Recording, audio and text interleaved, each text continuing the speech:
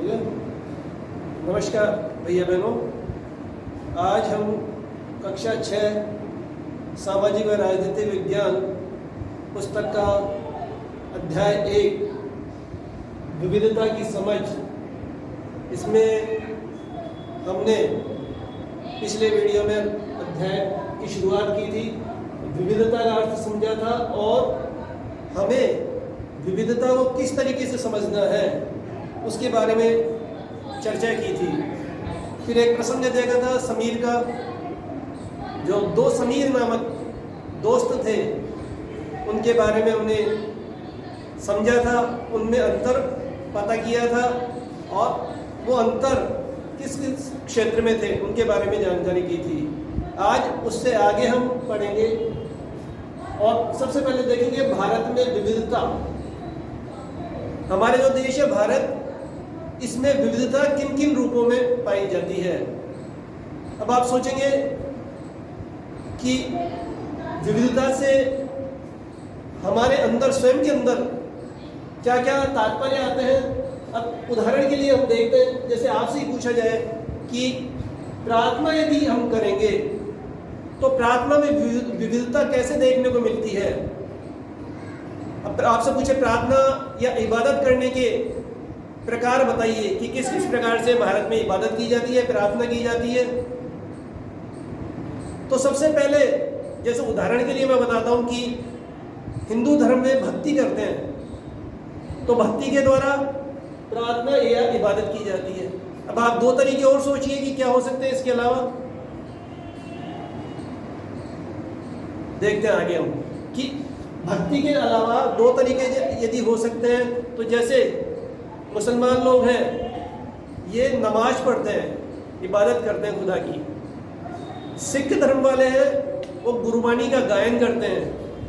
तो ये विविधता हुई ना, भारत में रहने वाले लोग ही हैं लेकिन इनमें ये विविधता है। फिर दूसरा, यदि शादी की बात करें तो कई जगह आप देखोगे कोर्ट मैरिज होती है, कोर्ट में जाते हैं और दस्तखत करते हैं और विवाह के बंधन में बन जाते हैं। दूसरा प्रकार जो इस्लाम धर्म में है वो निकाह पढ़ते हैं, काजी जो है निकाह पढ़ाता है और शादी होती है। हिंदू धर्म में फेरे लेकर के जो होती है प्रथा, इसके द्वारा शादी होती है। तो रहने वाले भारत के ही लोग हैं लेकिन एक ही प्रक्रिया में अलग अलग अपने को अंतर देखने को मिल रहा है। फिर जैसे वस्त्र की बात करें, कपड़े पहनने की बात करें, यदि हम राजस्थान की बात करें तो राजस्थान की महिलाओं का जो वस्त्र है वो मुख्य रूप से है घाघरा, लोगड़ी, ये पहनती है। तमिलनाडु की यदि बात करें तो वहाँ के पुरुषों का पहनावा लुंगी और उसके ऊपर कुर्ता या शर्ट है। पंजाब की बात करें तो वहाँ सलवार कुर्ता पहनती है। तो वस्त्रों में विविधता है हमारे देश में। फिर अभिवादन,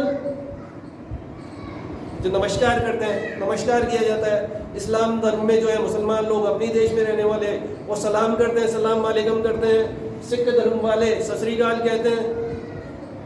मतलब एक ही तीनों चीजों का, लेकिन प्रक्रिया उसको करने की अलग अलग है। अब मान लो खाने की बात करें कि आपको चावल बनाने के लिए कहा जाए तो आप तो चावल पकाओगे सादा, कुकर में डालो, धोओगे, कुकर में पानी डाला और चढ़ाया और चावल पका लिया। लेकिन वही यदि कोई बंगाल में रहने वाला बंगाली बनाएगा तो वो कुकर में नहीं बना करके उसको धोएगा और पानी डाल करके फिर उस पानी को उबालता रहेगा और उसका जब पूरा झाग हट जाएगा तब उसको मानेगा बना हुआ।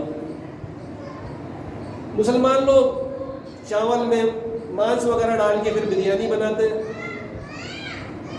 इसी तरह से बंगाली चावल में मछली भी डाल कर पकाते हैं। अब बन चावल ही रहे लेकिन उनमें बनाने की प्रक्रिया में अलग विविधता हमें देखने को मिल रही है। तो ये विविधता कई रूपों में हमारे देश में देखने को मिलती है, हमारे देश के लोगों में देखने को मिलती है। और हम सब इसको अलग नहीं मानते बल्कि उसको आत्मसात कर लेते हैं कि हाँ भाई ये तो एक सामान्य प्रक्रिया है। हम विविधता को कैसे समझे? अब हम कैसे समझे विविधता को?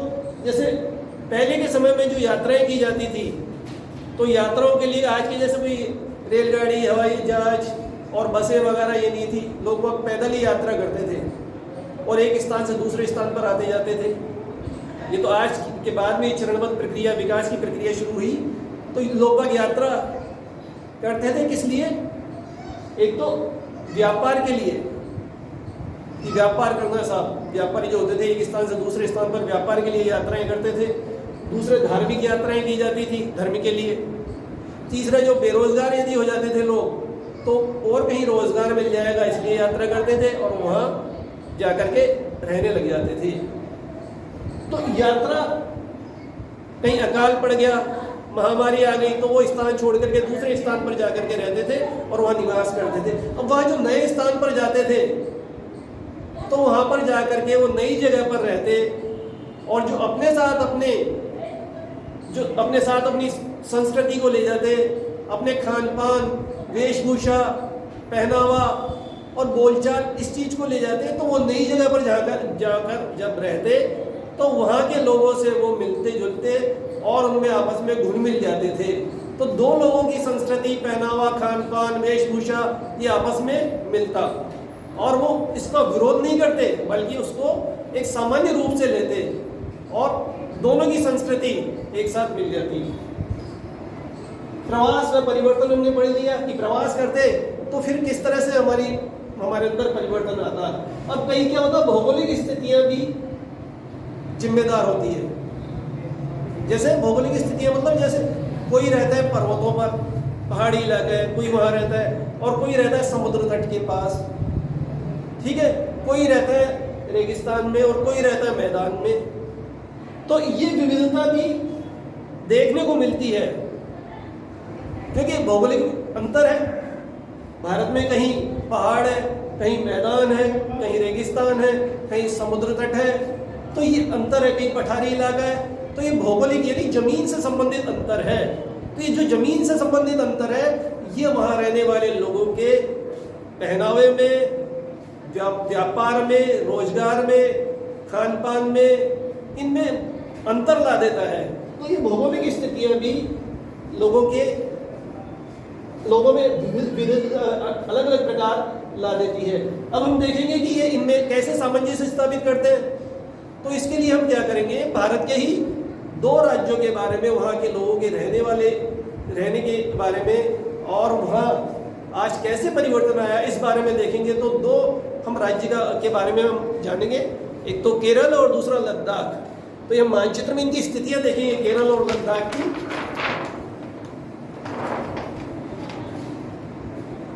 देखिए सबसे पहले लद्दाख के बारे में हम देखेंगे। लद्दाख जो है ये भारत का मानचित्र है।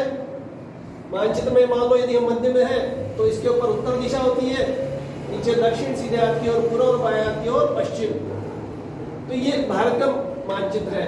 सबसे पहले मानचित्र जब भी हम देखें तो उसमें ये देखना चाहिए मानचित्र का शीर्षक क्या है। तो इसमें मानचित्र का शीर्षक ऊपर यह लिख रहा है भारत प्राकृतिक, यानी ये भारत का प्राकृतिक मानचित्र है, राजनीतिक नहीं है। तो हम लद्दाख के और भौगोलिक परिस्थितियों के बारे में पढ़ रहे हैं, इसलिए हम प्राकृतिक मानचित्र देखेंगे। तो ये लद्दाख की जो स्थिति है, ये भारत के उत्तर में जो अपना सबसे ऊपर जो राज्य है जम्मू और कश्मीर, तो इसके पूर्वी साइड में लद्दाख की स्थिति आती है। देखिए ये स्थिति लद्दाख के बारे में। और दूसरे जो राज्य के बारे में हम जानेंगे विविधता के बारे में, वो है केरल। केरल की स्थिति दक्षिण में, ये उत्तर में है, वो दक्षिण में। ये पठारी इलाका, ये पहाड़ी इलाका है, तो ये समुद्र तट के पास का इलाका है। ये देखिए केरल की स्थिति, ये समुद्र है और ये जो लाइन में बॉर्डर पे है ये केरल की स्थिति आ जाएगी। केरल ये लिखा है, तो ये समुद्र के किनारे किनारे विकसित है। तो इन 2 राज्यों की भौगोलिक विविधताओं के बारे में और उसको कैसे प्रभावित करती है इनके लोगों को, उसके हम देखेंगे। तो लद्दाख एक पहाड़ी इलाका है और यहाँ पर रहने वाले जो लोग हैं ये रेगिस्तानी लोग हैं। मतलब ये कैसा मरुस्थल है, ठंडा मरुस्थल है, यहाँ पर शीत मरुस्थल जिसे हम कहते हैं। तो यहाँ कृषि ज़्यादा नहीं होती है, तो यहाँ के लोग क्या करते हैं, फिर पशुपालन करते हैं। खासकर एक प्रकार की बकरी पालते हैं, उससे क्या मिलती है, इनको ऊन मिलती है, पश्मीना नाम की। तो उस ऊन को इकट्ठा करते हैं और उसको फिर ये ऊन को श्रीनगर, जम्मू कश्मीर है, वहाँ वो भेज देते हैं और वहाँ से फिर उस ऊन से सामान अन्य चीज़ें बना करके और वो बिकती हैं। तो ये इनका मुख्य व्यवसाय है। इसके अलावा भी वो पशु पालते हैं, भेड़ पालते हैं, याक पालते हैं और अपना जीवन बसर करते हैं। कृषि यहाँ नहीं होती है क्योंकि बरसात नहीं होती, ज़्यादातर शुष्क इलाका नहीं है, लेकिन शीत मरुस्थल है, इसलिए यहाँ कृषि बहुत कम होती है। तो ये यहाँ की स्थिति पाई जाती है। यहाँ के लोगों का जो धर्म है वो ज़्यादातर बौद्ध धर्म को मानने वाले लोग हैं, क्योंकि तिब्बत से सटा हुआ इलाका है ये। तो यहाँ बौद्ध धर्म और इस्लाम धर्म को मानने वाले हिंदू धर्म के भी अनुयायी पाए जाते हैं। और यहाँ से तिब्बत पास होने के कारण ये तिब्बत ऊपर है और ये तिब्बत का इलाका पूरा, तो तिब्बत पास होने के कारण तिब्बत से भी की संस्कृति मिलती जुलती है। खान पान इनका जो है वो ये जो पशुओं से मिलती है सामग्री, जैसे दूध है, मक्खन है और मांस जो है पशु का जो ये पालते हैं, उनसे अपना खान पान ये बसर करते हैं। पहनावे में ये जो है, क्योंकि ये सर्दी का इलाका है, ठंडा इलाका है, तो ज़्यादातर गर्म वस्त्र पहनते हैं। अब हम बात करेंगे केरल की। केरल भी एक ऐतिहासिक स्थल है राज्य में, क्योंकि केरल में भी बाहर से लोग आए बहुत। सबसे पहले बाहरी लोग जो आए थे वो अरब से आए थे मुस्लिम, और यहाँ पर इस्लाम धर्म की इस तरह से शुरुआत हुई थी। उसके बाद में यहूदी आए और फिर ईसाई, और हिंदू धर्म तो यहाँ से आसपास से जुड़ा हुआ है, तो इसका यहाँ पर प्रभाव पड़ा ज़्यादा। इसलिए यहाँ पर इस्लाम धर्म मानने वाले भी ज़्यादा आपको मिलेंगे और ईसाई मिलेंगे, उसके बाद में यहूदी और फिर हिंदू, इस तरह से मिलेंगे। तो यहाँ इन सब की जो संस्कृति है वो मिली जुली है, आपस में मिलजुल करके रहते हैं। समुद्र के पास होने के कारण और पहाड़ी इलाका होने के कारण, पहाड़ भी है इसके उत्तर में, तो ये पहाड़ी होने के कारण यहाँ पर ज़्यादातर मसालों की कृषि की जाती है। जो गरम मसाले होते हैं उनकी कृषि की जाती है। चावल ज़्यादा यहाँ के लोगों का मुख्य भोजन है। और धर्म आपको बता ही दिए कि चारों धर्म यहाँ पर मुख्य रूप से पाए जाते हैं और ये धर्म सभी लोग आपस में मिलजुल करके रहते हैं। तो इस तरह से हमने विविधता समझी भारत में, दो राज्यों के लोगों के जीवन में विविधता पाई जाती है वो। अब हम देखेंगे अगला बिंदु अपना कि विविधता में एकता किस रूप में है अपने देश में।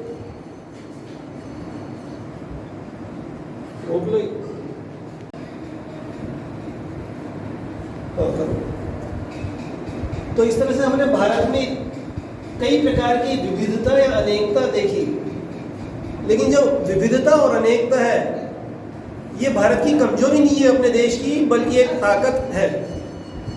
कैसे? जिस समय जैसे अंग्रेजों का जिस समय शासन था अपने यहाँ पर, और अंग्रेजों के खिलाफ जो राष्ट्रीय आंदोलन चल रहा था, उसमें हिंदू, मुस्लिम, सिख, ईसाई, महिलाएं, पुरुष, अमीर, गरीब, किसी भी जाति का हो, सब ने मिलकर के भाग लिया था।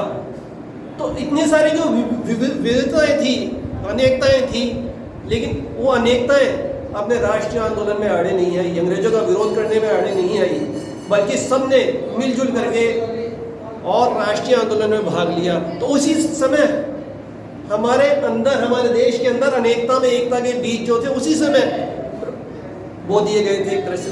तो ये अनेकता में एकता भारत की कमजोरी नहीं है, बल्कि भारत की एक ताकत है। आज हम देखते हैं कि कई प्रकार की भाषाएं अपने देश में बोली जाती है, कई प्रकार के धर्म बोले जाते हैं और कई प्रकार का खान पान, वेशभूषा, कई प्रकार के इतने अंतर हैं, लेकिन ये सभी अंतर होते हुए भी सब लोग मिलजुल करके रहते हैं। आज़ादी के बाद हमारा देश का जब संविधान लागू हुआ तो संविधान निर्माताओं ने भी इस अनेकता में एकता को बनाए रखने के लिए कई उपाय किए थे। जैसे राष्ट्रीय ध्वज एक रखा गया अपने राष्ट्र का, राष्ट्रभाषा रखी गई, इकरी नागरिकता दी गई, यानी सिर्फ देश की नागरिकता ही होगी। तो ये कई उपाय ऐसे किए गए ताकि हमारे अंदर, हमारे देश के अंदर इतनी अनेकता या विविधता होते हुए भी एकता बनी रहे। और इसी कारण हमारा देश अनेकताओं में एकता वाला देश कहा जाता है। तो आज का ये अध्याय हम यहीं पूरा करेंगे, चैप्टर, ये बिंदु अपना यहीं पूरा होता है। अगले वीडियो में नए अध्याय के साथ फिर से हम शुरुआत करेंगे। धन्यवाद।